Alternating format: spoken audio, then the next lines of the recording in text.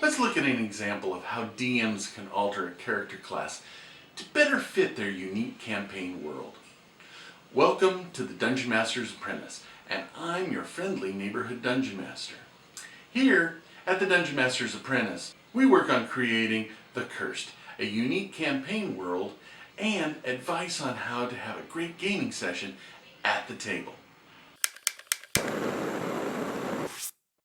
In a previous video, I described how I altered how magic works.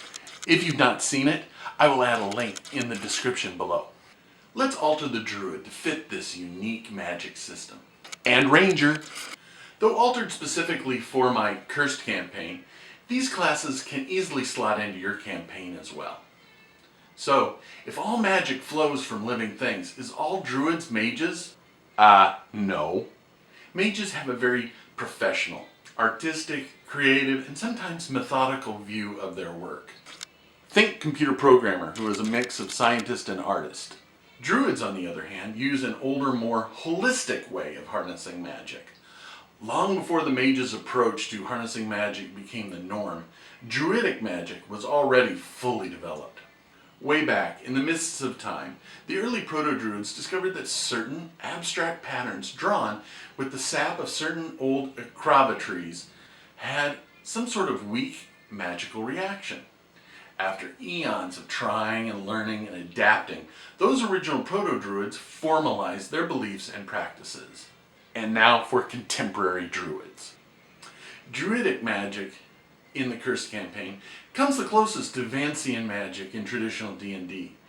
Druid spells are literally tattooed on the Druid's skin. Can anyone guess what series of novels I stole? I borrowed that idea from? Leave a comment below.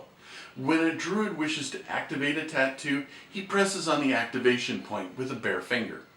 Once a tattoo is activated, it fades from the skin until the player takes a long rest, with the Druid resting against the living earth, not dead stone, i.e. something that produces magic, or after 48 hours when the Druid's own inner life force has regenerated the magic in the tattoos.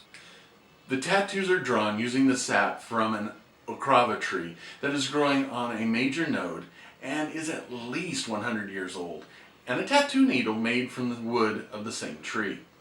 Only a Master Druid knows the correct patterns for tattooing spells, and they alone decide when a Druid is ready to gain a new tattoo. Meaning when your character gains a level. Rangers, i.e. martial characters, that are followers of the Druidic religion can request tattoos from a Master Druid if they are deemed worthy, i.e. the character has gained the correct level. The Master Druid will grant the character's request. And how can you have a campaign with some twisted evil version of a peaceful religion? Enter the Dark Druids, also known as necromancers. Way back before the Cataclysmic War, if you remember, the ruling magocracy altered the flow of the ley lines into a more useful grid configuration. If not, check out my video on creating a unique magic system for your campaign, linked below. Well, a substantial number of those Druids objected to the artificial warping of the natural flow of magic. And this eventually led them into the twisted, corrupting influence of the adversary. You know, I really need to come up with names for the world's deity and adversary. Over the years, they twisted those tattoo symbols to engravings that can, among other things, animate dead flesh or even just their skeletons. Higher level necromancers can even give their creations chilling, magical powers. Insert any traditional undead set of powers here. Of course, this all happened long ago, and nobody believes that there are any dark Druids around anymore, or if they ever really existed at all, as many believe they are just a myth. So now the Cursed campaign has not only another unique magic-using character class, or two if you count Rangers, and an evil NPC class whose magic fits the world perfectly, but also gives us undead. I hope you enjoyed the new magic-using character class in the Cursed campaign. If you did, please hit the like button, and of course, any suggestions you have would be appreciated, so don't forget to leave a comment.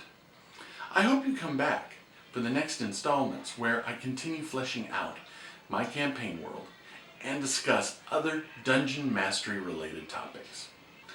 If you're enjoying this journey with me, then please consider subscribing to this channel. If you do, don't forget to click on the bell icon to get notified every time new content is posted. Until then, adventure on.